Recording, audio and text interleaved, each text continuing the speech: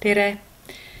Olen Tiia Salm ja tutvustan teile ühte toredat töölehtede loomise keskkonda, mille nimeks on Worksheet Works.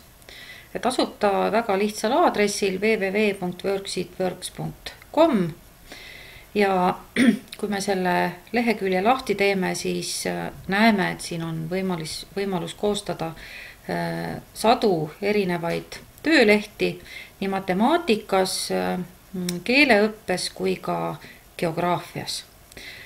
Kuna meie huviks on täna matemaatika, siis vaatame, kuidas see töölehtede loomine selles keskkonnas käib. Keskkond on küll praegu alles beta versioonis, aga peab ütlema, et kõik asjad toimivad siin üsna tõrgeteta ja aeg-ajalt tuleb siia uusi võimalusi juurde. Et on võimalus ennast teha ka selle keskkonna kasutajaks, aga töölehti genereerida ja luua saab siin ka ilma kasutajaks registreerimata. Nüüd meid huvitab praegu matemaatika. Matemaatika ülesannete juurde on võimalus meil siis pääseda, kui me lähme siit matemaatika aine kaudu või lähme siit nuputamisülesannete kaudu, et mõlemad pidi jõuame siis selliste matemaatiliste ülesannete juurde. Aga avame kõigepealt siis matemaatika aine ja näete, nüüd on meil siin hulgaliselt kaustu erinevate teemadega ja tõepoolest iga teema taga või iga teema kaustas on siis suur hulk erinevaid tüüpe ülesandeid võimalusega siis ise need ülesanded seadistada, raskusastet määrata. Nii et väga hea võimalus diferentseeritud ülesannete loomiseks. No ma võtan siit lahti näiteks päris esimese kausta. Need on siis arvud ja arvusüsteemid. Nüüd õpetajal on suureks abiks see, et ülesanded on siin ekraanipiltidena esitatud, nii et me tegelikult juba näeme, missugust tüüpi ülesannet siit luua saab. No mina võtan kõigepealt lahti nüüd sellise ülesande, kus õpilasel tuleb siis arvurida koostada. Ja tööleht näeb välja siis niisugune, siin on meil võimalus vaadata ka väikest eelvaadet. Meil on siin ülesandes näiteks praegu tegelased on Konn ja Konn tahab siis jõuda siia ülesande keskele olevale pildile. No, tahab siia vette hüpata, aga ta saab siia jõuda siis mööda arvurida. Nii, vaatame, kuidas seda ülesannet siis koostada. Nüüd, kui ma olen võtnud selle ülesande tüübi vastu, siis näidatakse mulle siin, missugune see tööleht välja nägema hakkab. Ja ma saan ka siin mõned kategooriad ise paika panna. Kõigepealt, kas see arvurida on mul kasvavas järjekorras, siis ma teen esimese valiku või kahanevas järjekorras, nii nagu ma siis parasjagu selle ülesande luua soovin. No mina jätan praegu ikkagi veel kasvavas järjekorras. Siis ma saan valida, kas nüüd see tegelane hakkab mulle liikuma sinna ruudu keske poole või hakkab ta ruudust välja poole liikuma. Nüüd ma saan valida oma loole tegelased. Praegu on mul siin tegelaseks valitud Konn. No ma võtan siit ka Konna. Konn, kes soovib siis sinna ruudu keskele tiiki hüpata. Ja nüüd on mul võimalus valida siis, kas mul on väikesed ruudud, kuhu mahub siis, ülesandesse mahub siis rohkem arve või on mul suuremad ruudud ja neid arve mahub sinna natukene vähem. Ja ma saan siis panna paika ka selle, et kas esimesed sammud on juba ette tehtud või peab õpilane selle alguse ise üles leidma. Et mina praegu panen siia ka linnukese, et algus on juba tehtud. Nüüd ma valin siit siis sobiva paberi suuruse. Meie prindime tavaliselt A4 lehele ja näete, tööleht ongi genereerimiseks valmis. Nüüd ma vajutan Create nupule ja mõne hetkega avanebki mul siin lehekülg, kust ma saan selle töölehe omale siis kõigepealt avada, üle vaadata ja siis kas arvutisse laadida või välja printida. Ma teen ta natukene nüüd väiksemaks ja näete, tööleht näeb välja niisugune. Nüüd see töökäsk on siin alati inglisekeelne, aga ma arvan, et see ei tohiks olla ka takistuseks, sest see on ju võimalus alati koos õpilastega ära tõlkida. Ja nüüd on siis ülesanne järgmine, konnal on vaja siis mööda arvurida liikuda nüüd sinna ruudu keskele, sinna tiigi poole ja esimesed sammud on juba ära märgistatud ja siit me juba näeme, et see arvurida läheb, näete siit sinka-vonka edasi. Ja töölehel on alati kaasas ka õigete vastuste leht, nii et siit me näeme siis ära, et see arvurida lõpeb arvuga 54 ja kui õpilane on siis päris sinna lõppu jõudnud ja arvude järjestus on õige, siis on õpilane saanud siit toreda eduelamuse ja ülesande õigesti ära lahendanud. Nüüd selleks, et me saaksime seda töölehte hiljem korduvalt kasutada, siis on mõttekas ta omale arvutisse laadida, nii et meil on võimalus ta siis arvutisse salvestada save-nupuga või kui me tahame kohe ülesande õpilasele kätte jagada, siis me vajutame print-nuppu ja prindime selle siis PDF-failina välja. Et see on siis üks näidetest, me ei jõua neid kõiki siin lahti võtta, aga nägite, kui lihtne tegelikult on see ülesande loomine. Nüüd ma selle matemaatika kategooria panen praegu kinni, aga soovitan kõik need kaustad läbi vaadata ja nende ülesannete tüüpidega tuttavaks saada, et põhimõtteliselt käib see genereerimine siis üsna sarnaselt sellega, mida me siin praegu koos vaatasime. Aga ma võtan lahti siit praegu nüüd hoopis nuputamisülesanded.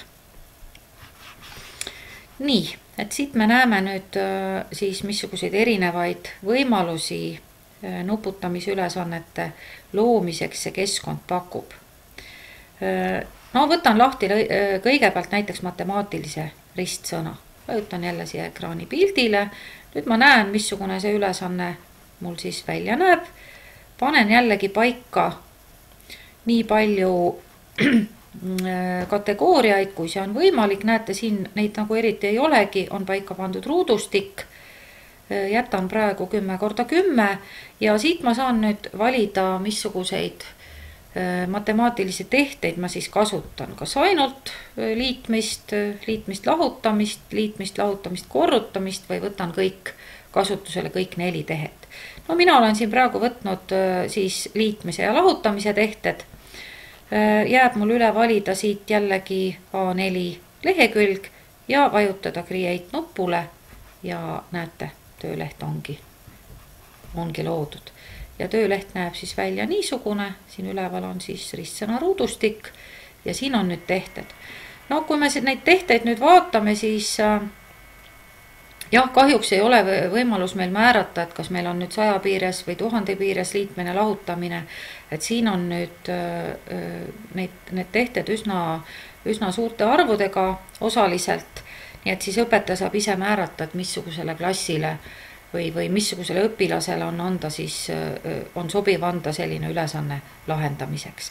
Ja jällegi on meil ka õigete vastuste leht, mis kindlasti teeb õpetaja töö lihtsamaks. Ma saan kas või õpilasele, kes on ristsõna valmis saanud, anda õigete vastuste lehe ja lasta talle endal oma vastused siis üle kontrollida. Ja jällegi, kui ma tahan seda ka hiljem kasutada, siis ma salvestan selle omale arvutisse või kui tahan kohe kasutada, siis prindin selle välja. Nii et selline tore võimalus. Ja veel ma tahaksin näidata ühte lemmikülesannet siit keskkonnast. See on siis selline päris mitmetahuline ülesanne. Välja ta näeb siis niisugune ja sellel ülesandel on ka oma lugu. Meil on siin palmisaared ja on piraadilaev ja ühe saare alla on peidetud varandus.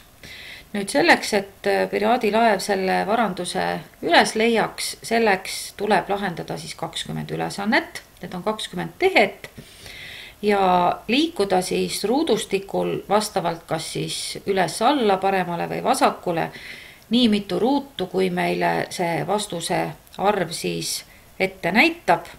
Nii et lõpuks me peaksime jõudma siis sinna saareni, kuhu see varandus peidetud on, ja ülesanne loomine on ise hästi lihtne. Jällegi, ma saan paika panna siis tehted, mida ma tahan siin kasutada. Kas ma tahan kasutada nüüd kõiki 4 tehet või ma võtan korrutamise ja jagamise. Mina võtan praegu, tahan teha ülesande 3. klassi õpilastele, et kinnistada ja korrata korrutustabelit. Nüüd ruudustikul on võimalus liikuda siis kas üles, alla, paremale, vasakule või me võime võtta ka appi siin ilmakaared. Ja kuna 3. klass õpib loodusõpetuses ka ilmakaari, siis mina valin siit nüüd põhi, lõuna, ida, lääs ja siit ma saan jälle valida teema. No mulle meeldib see piraadilaeva ja varanduse teema ja saan valida siit siis ka lehe sobiva formaadi, mis on ikkagi jällegi A4 ja jällegi ma võin määrata, et esimene vastus on näidisena juba ette antud ja vajutangi loo tööleht ja näete, tööleht ongi meil siin olemas. Nüüd jällegi tööjuhis on meil inglise keeles, aga koos õpilastega, õpetaja abiga saab ka see eesti keelde tõlgitud. On meil olemas siin ruudustik siis saartega ja ka selle piraadilaevaga ja näete, ka esimene samm on juba siin kaardi peal meil ära määratud.